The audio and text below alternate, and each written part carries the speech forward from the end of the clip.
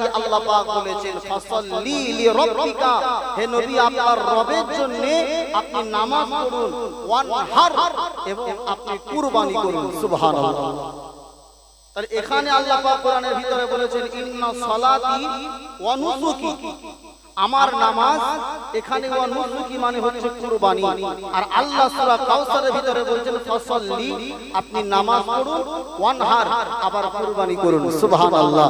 অর্থাৎ এখানে নামাজ পড়ার সাথে সাথে আল্লাহ পাক নবীকে কুরবানি করার আদেশ দিয়েছে। সে থেকে কুরবানি হচ্ছে মুসলমান যারা দুনিয়ার জমিনে সাহেবে নিসাব, আল্লাহ যাদেরকে টাকাওয়ালা বানিয়েছেন, যারা ধনী ব্যক্তি, আল্লাহ পাক তাদের জন্য কুরবানি করাটা ওয়াজিব করে দিয়েছেন। কুরবানি আপনি যদি আল্লাহর জন্য করেন, আল্লাহর নবী বলেছেন ওই কুরবানির পশুর শরীরে যত পশম থাকবে, আল্লাহ পাক ওই কুরবানি করবার বিনিময়ে ওই কুরবানি দাতার নামায় আমলে কুরবানির পশুর শরীরে যত পশম থাকবে সম পরিমাণ নেকি আল্লাহ পাক তার বান্দার নামায় আমলে লিপিবদ্ধ করবেন। সুবহানাল্লাহ।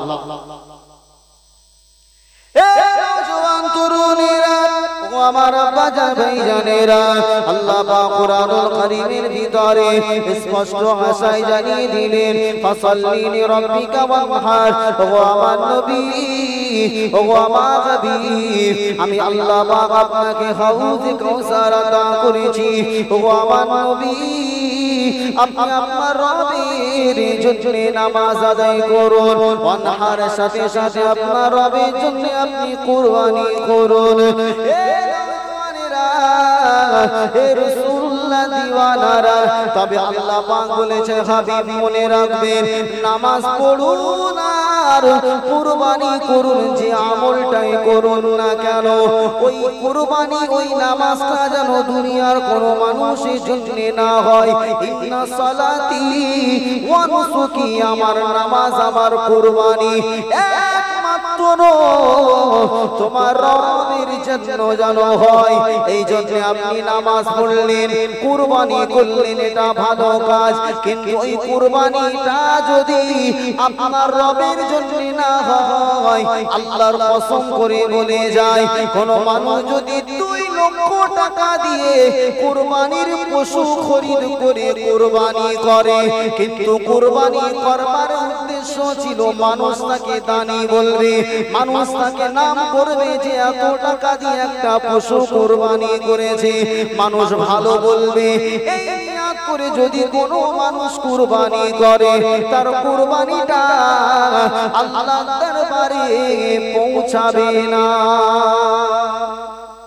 আল্লাহর কোরআন থেকে স্পষ্ট সালাত ওয়া নুসুকি, নামাজ কুরবানি কার জন্য হতে হবে? একটু জোরে বলেন, আল্লাহর জন্য। কুরবানি শব্দের মানে আমরা যে বলি কুরবানি, কুরবানি মানে আমরা কি বুঝি একটুখানি বলেন। কুরবানি করা মানে আপনারা কি বোঝেন? যে গরু জবাই করা, ঠিক না? একটু হ্যাঁ হু দেন, আমার কথা কি বুঝতে অসুবিধা হচ্ছে বাবাজি? কথা না বললে তো ওয়াজ করতে পারবো না, কেননা এটা ক্লাস, ঠিক না? কুরবানি শব্দ মানে আমরা জানি যে কুরবানি একটা ঈদ আছে, বকরা ঈদ, ওই ঈদে আমরা কি করি? পশু কুরবানি করি, ওটা আমরা জানি কুরবানি। অ্যাকচুয়ালি কুরবানি শব্দের মানে বাংলা যেটা দাঁড়ায় সেটা হচ্ছে উৎসর্গ করে দেওয়া। কি বলেন? উৎসর্গ করে দেওয়া। যে জিনিসটাকে আপনি আল্লাহর রাস্তায় বিনা স্বার্থে নিঃস্বার্থভাবে আপনি একেবারে দিয়ে দিলেন, তার উপরে আপনার কোনো দাবি থাকবে না, কিছু থাকবে না, এই রকম একটা জিনিস একেবারে কুরবান করে দেওয়া, তার প্রতি আর কিছুই আপনার থাকবে না। কিন্তু সেই কুরবানি অ্যাকচুয়ালি উৎসর্গ করা, সেটা আপনার টাকা পয়সা হতে পারে, পশু জবাই করা হতে পারে, যে কোনো কিছু। আপনি আল্লাহর রাস্তায় যদি 1 কোটি টাকা দান করলেন, ওই টাকার অনেক মূল্য আপনি জানেন, তারপরেও আল্লাহর জন্য আপনি উৎসর্গ করলেন, তার মানে আপনি একটা কুরবানি করে দিলেন, উৎসর্গ করে দিলেন একদম আল্লাহর জন্য।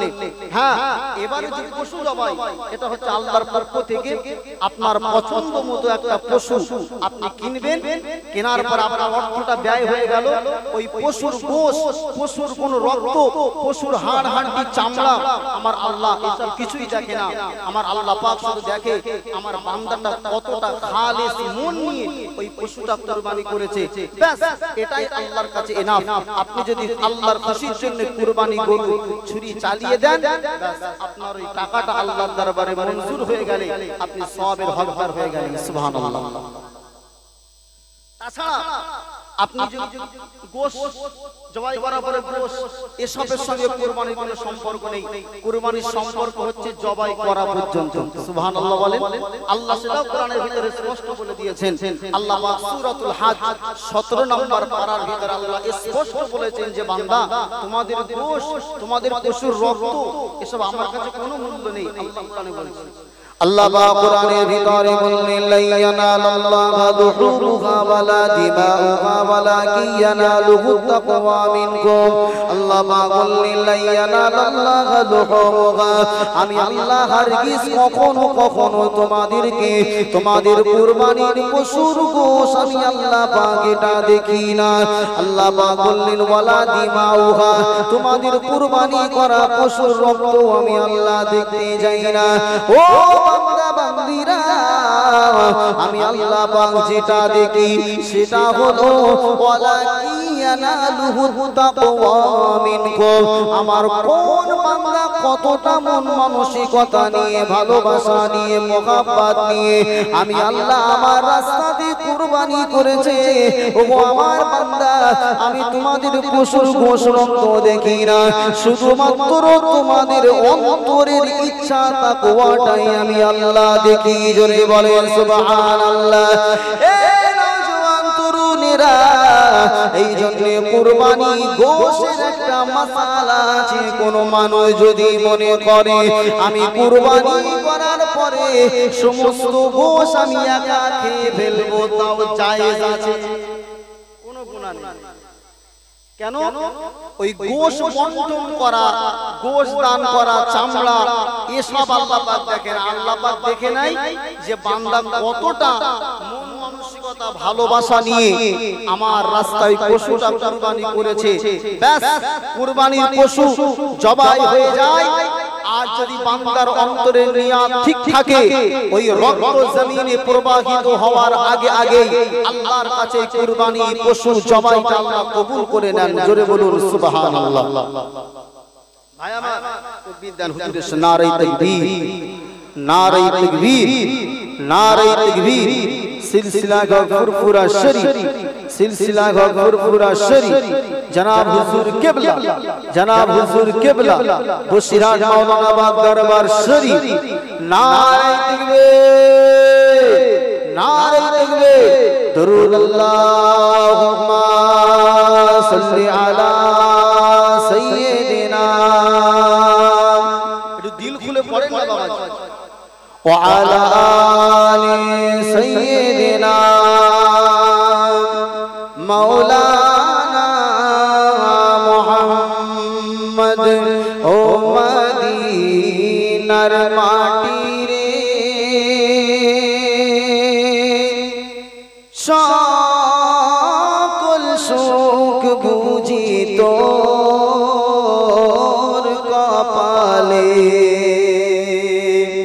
ও মদিনার মাটি রে, সকল সুখ বুঝি তোর কপালে। ও মদিনা রে,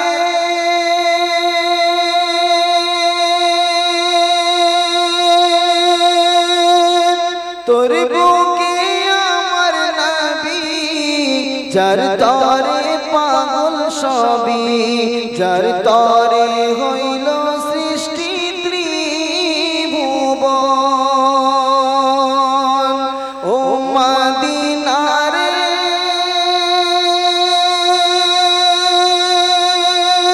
তোর বুকে আমার নবী, যার তরে পাগল সবই, যার লাগি হইল সৃষ্টি ত্রিভুবন। কাঁদি আমি সারাক্ষণে, কখন যাব সে কাঁদি আমি সারাক্ষণে, কখন যাব সেখানে, সহে না সহে না আর পরানে। ও মদিনার মাটি রে, সকল সুখ বুঝি তোর কপালে। ও মদিনার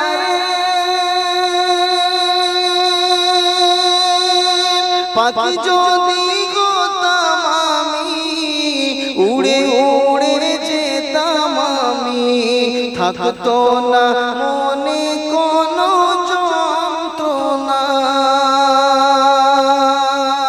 ও মদিনার পাখি যদি হতাম আমি, উড়ে উড়ে যেতাম আমি, থাকতো না মনে কোনো যন্ত্রণা।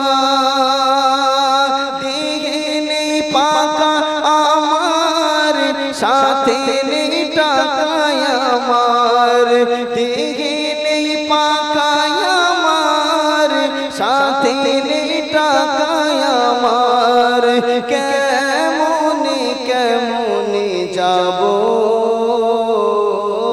সেখানে। ও মদিনার মাটি রে, সকল সুখ বুঝি তোর কপালে। আল্লাহুম্মা সাল্লি আলা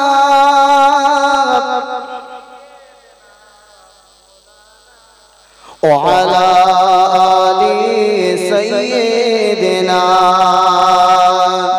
مولانا محمد সাল্লাল্লাহু আলাইহি ওয়াসাল্লাম। বাবাজিরা, আমি জানি গরম প্রচন্ড পড়ছে, কিন্তু স্টেজে আমার দুটো ছোট ছোট ভাই, এনারা দুই ভাই মিলে যা দরুদ শরীফের আওয়াজ দিচ্ছে, আপনারা এতগুলো মানুষ কিন্তু দিচ্ছেন না। আপনাদেরকে অসুবিধা হচ্ছে? আপনাদের অসুবিধা হচ্ছে? গরম আমারও লাগছে। দেখেন আমার গা দিয়ে কিন্তু অটোমেটিক ঘাম ঝামছে, পুরো মাথা থেকে নিয়ে চুল দিয়ে ঘাম দিয়ে আমার ঘাট দিয়ে পিছনে চলে যাচ্ছে। তারপরেও নবিয়ানা মজলিসে বসে যদি একটু কষ্ট করেন, আমার আল্লাহ এই কষ্টের ফল দেবে না? একটা মানুষ এই প্রখর রোদের ভিতরে, সে কিন্তু দুটো পয়সার জন্য আপনার কিন্তু ঘরে বসে থাকে না। সে অবশ্যই এই প্রখর রোদের ভিতরে কি করে, মাঠে ঘাটে, এই রাস্তায় যে প্রচন্ড গরম, গরমের ভিতর দিয়েও কিন্তু পয়সা ইনকামের জন্য বার হয়। সারাদিন পরে কিছু পয়সা নিয়ে হাসি মুখে বাড়িতে ফিরে, ঠিক না বেঠিক? এই কষ্টের ভিতরে আপনি নবিয়ানা মজলিসে, কোরআনের মজলিসে বসে বসে যে সময়টা ব্যয় করবেন, নিহাত মনে রাখুন, আল্লাহর কসম, আল্লাহ পাক কষ্টের বিনিময়ে আপনাকে ফল দেবেন।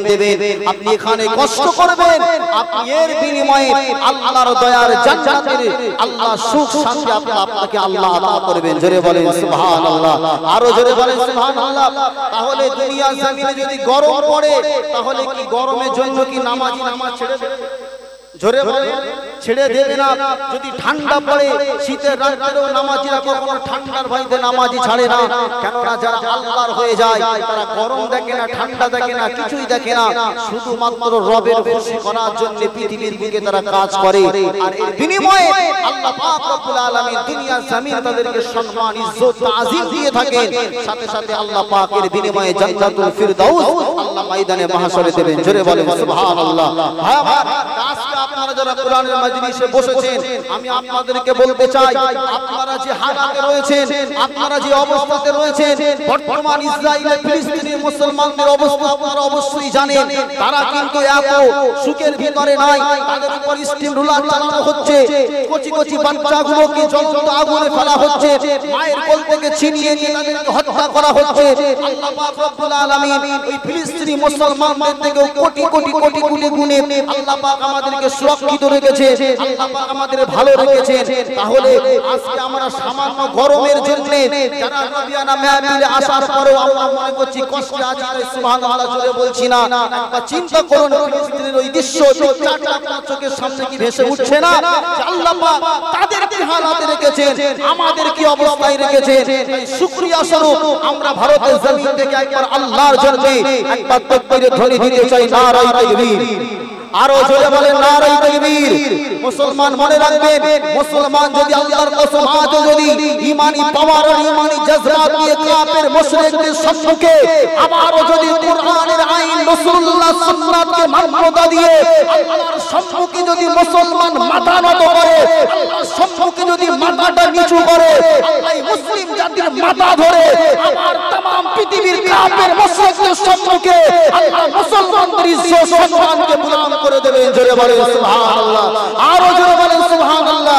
কিন্তু মুসলমান জাতি আজকে আল্লাহর সম্মুখে মাথা নত না করে শয়তানের সম্মুখে মাথা নত করবার কারণে আল্লাহর সম্মুখে অহংকার বশত তারা আল্লাহর বিধানকে বিকৃত আঙ্গুলি দেখাবার কারণে আল্লাহ মুসলিম জাতিকে নিচু করে দিচ্ছে।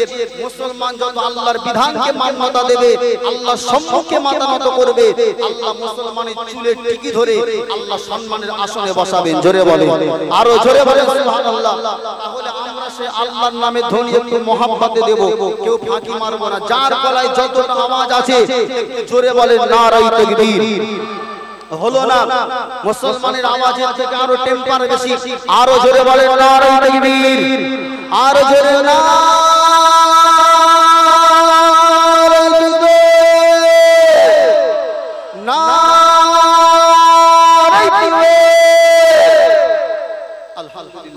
বাবাজি সুবহানাল্লাহ আলহামদুলিল্লাহর আওয়াজ যেন একবারও আসতে না হয়। ইনশাআল্লাহ কারা কারা বলবেন না? না মাশাআল্লাহ ওয়াজ তাহলে ঠিকই আছে। না বুঝে হাত তোলা যাবে? সবাই বুঝে শুনে হাত তুলবেন। আমি আলোচনা করছিলাম যে আমাদের কুরবানির পশুর গোশ রক্ত আল্লাহর কাছে কোনো মূল্য আছে? মূল্য হচ্ছে আপনার মনে তাকওয়া, আপনার মহব্বত, আল্লাহর প্রতি প্রেম। এটাই আমার আল্লাহর কাছে কবুল হয়ে যায়। জোরে বলেন সুবহানাল্লাহ। ভাই আমার, প্রাচীন যুগে আদম নবী আলাইহিস সালাতু ওয়াস সালামের যুগে কোন মানুষ যখন কুরবানি করত, খুব ভালো করে ধ্যান দিয়ে শুনেন কোরআনের আলোচনা। এর এক একটা আলোচনার মূল্য হচ্ছে দুনিয়া আসমানের থেকে অনেক বেশি। আল্লাহ পাক রব্বুল আলামিন আদম নবী আলাইহিস সালাতু ওয়াস সালামের যুগে কোন মানুষ কুরবানি করলে তার কুরবানিটা কবুল হয়েছে কি না, কবুল হয়েছে না হয়নি, এটা আল্লাহ পাক দুনিয়ার জমিনের সঙ্গে সঙ্গে ফলাফল প্রকাশ করতেন। কোন মানুষের যদি কুরবানি কবুল হয়ে যেত, আল্লাহর পক্ষ থেকে আগুনের টুকরা এসে সেই কুরবানির পশুটাকে একেবারে জ্বালিয়ে দিত। মানুষ জানতে পারত যে এই লোকটার কুরবানি আল্লাহর দরবারে কবুল হয়েছে। কিন্তু আমাদের উম্মতি মুহাম্মাদি আমরা আমাদের কার কুরবানি কবুল হচ্ছে না হচ্ছে এটা কি আমরা জানতে পারি? জোরে বলেন, জানতে পারি না। এটা আমি কোথা থেকে বললাম? আমি তাফসীরে ইবনে কাসির, জগৎ বিখ্যাত একজন মুফাসসির আল্লামা ইবনে কাসির। কোথায় পাবেন?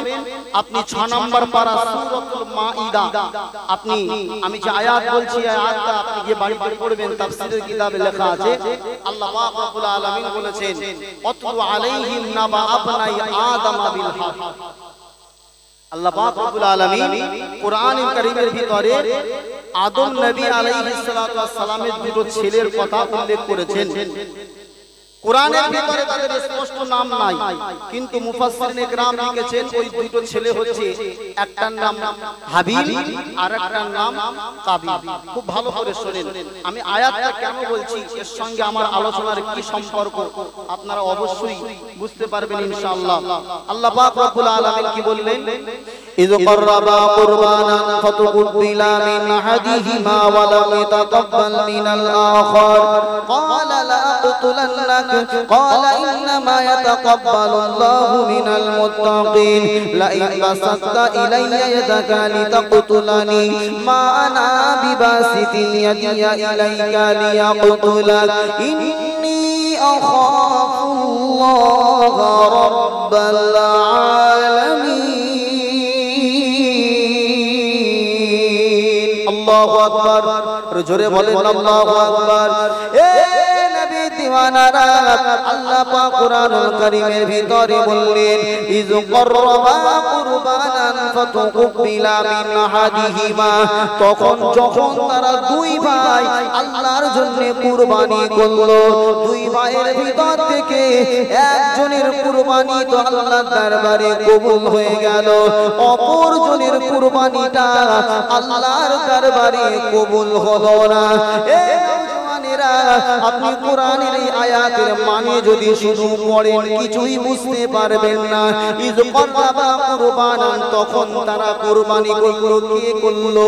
তাফসীরের কিতাবের ভিতরে লেখা আছে দুনিয়ার প্রথম মানুষ আল্লাহ পাক যাকে দুনিয়ার জমিনে খলিফা হিসাবে পাঠিয়েছিলেন, আল্লাহ পাক বললেন ওয়া ইয ক্বালা রাব্বুকা লিল মালাইকাতি ইন্নী জাঈলুন ফিল আরদি খলিফা, হে ফেরেশতারা আমি আল্লাহ দুনিয়ার জমিনে একজন খলিফা পাঠাতে চাই। ওই খলিফা অন্য কেউ নয়, তিনি হলেন আমার আপনার আদি পিতা সাইয়্যিদুনা আদম আলাইহিস সালাতু ওয়াস সালাম। দুনিয়ার প্রথম নবী, দুনিয়ার প্রথম মানুষ যিনি, তার নাম হলো আদম আলাইহিস সালাম। জোরে বলেন সুবহানাল্লাহ। কোরআনে আল্লাহ পাক বলেছেন দুনিয়ার প্রথম মানুষের নাম কি? জোরে বলেন আদম আলাইহিস সালাম। কিন্তু আজকে দুনিয়ার কিছু মাথামোটা যারা শিক্ষিত নামের অশিক্ষিত, তারা বলে মানুষের শুরুয়াত হয়েছে নাকি বানর থেকে। আস্তাগফিরুল্লাহ। আমরা ইতিহাসে পড়েছি, ছোটবেলায় ইতিহাসে আমাদের পড়ানো হয়েছে যে মানুষ এক সময় বানর ছিল, সেখান থেকে আধুনিক হতে হতে হতে হতে মানুষ এইভাবে আজকে সমাজে যে মানুষ, এই তার মানে আমাদের পূর্ববর্তী বংশধর আমরা সব বানরের বংশধর। আস্তাগফিরুল্লাহ বলে জোরে বলেন আস্তাগফিরুল্লাহ। ইতিহাসে পড়েননি? আপনার রিসেন্ট বাংলাদেশেও মানে আপনার বই বার হয়েছে, সেখানে শিক্ষা দেওয়া হচ্ছে মানুষ নাকি বানর থেকে তৈরি হয়েছে। কিন্তু আল্লাহর কোরআন ১৫০০ বছর আগে বান্দাকে দিয়ে দিয়েছে আল্লাহ যে না, পৃথিবীর সর্বপ্রথম মানুষ হচ্ছে আদম নবী, তার থেকেই আমি আল্লাহ পাক একজন নারী একজন পুরুষ থেকে আমি তোমাদের সকলকে বানিয়েছি। একবার জোরে বলুন সুবহানাল্লাহ। ইতিহাস মানবেন না, আল্লাহর কোরআন মানবেন। মুসলমান আওয়াজ দেন, ইতিহাস মানবেন না, আল্লাহর কোরআন মানবেন। যারা আল্লাহর কোরআনকে মানবে না তারা হচ্ছে কাফের, আর যারা আল্লাহর কোরআনকে অস্বীকার করবে তারাও হচ্ছে কাফের। কারোর মনের ভিতরে যদি বিন্দু মাত্র চুল পরিমাণ জাররা পরিমাণ সন্দেহের অবকাশ থাকে যে না মানুষ মনে হয় বানর থেকেই এসেছে, আল্লাহর কোরআন যেখানে স্পষ্ট বলেছে, মনে রাখবেন সে মানুষের ঈমানের দুর্বলতা আছে। ঠিক না বেটি? এগুলো নাস্তিক যারা আল্লাহকে মানে না, আল্লাহর উপরে ভরসা রাখে না, এই সমস্ত নাস্তিকগুলো এই সমস্ত কথাগুলো বলে। ভাই আমার, দুনিয়ার প্রথম মানুষ হচ্ছে আদম নবী। আল্লাহ আদম নবীকে তৈরি করলেন, সাথে সাথে মা হাওয়া আলাইহিস সালামকে তৈরি করলেন, দুনিয়াতে আসলেন। অনেক কাহিনী সব আমরা জানি। উনাদের ভিতরে বিবাহের সম্পর্ক হওয়ার পরে আল্লাহ পাক দুনিয়ার জমিনের সন্তান তানাদের মাধ্যম দিয়ে এই যে সন্তান আজকে বংশ বিস্তার হয়েছে আদম নবী থেকে। আদম আলাইহিস সালামকে আল্লাহ পাক যখনই সন্তান দিতেন, একটা ছেলে দিতেন একটা মেয়ে দিতেন, একটা ছেলে একটা মেয়ে। আল্লাহর নবী আদম আলাইহিস সালামের যখন দুটো ছেলে দুটো মেয়ে হয়ে গেল, এরকম করে অনেক সন্তান আদম নবীর হয়েছে, কিন্তু প্রত্যেকবার একটা ছেলে একটা মেয়ে আল্লাহ পাক এইভাবে দিতেন। এবং আল্লাহর পক্ষ থেকে সিস্টেম বলে দেওয়া হয়েছিল যে যে ভাই যে বোনের সঙ্গে জন্মগ্রহণ করবে, এই ভাই বোন যেন বিবাহ না করে। একসঙ্গে যে ভাই ভাই জন্ম নেবে এরা দুজনে বিবাহ করবে না। আপনার নেক্সট যে ভাই বোন একসঙ্গে জন্মগ্রহণ করবে একটু আলাদা করে নিবে। আমি যে বোনের সঙ্গে জন্মগ্রহণ করেছি তার সঙ্গে বিবাহ করতে পারবো না, আমার পরে বা আমার আগে যে ভাই বোন হয়েছে তার সঙ্গে একটু ঘুরিয়ে, একেবারে ডাইরেক্ট বিয়ে না করে ঘুরিয়ে বিবাহ করতে হবে। এটা আল্লাহর পক্ষ থেকে সিস্টেম।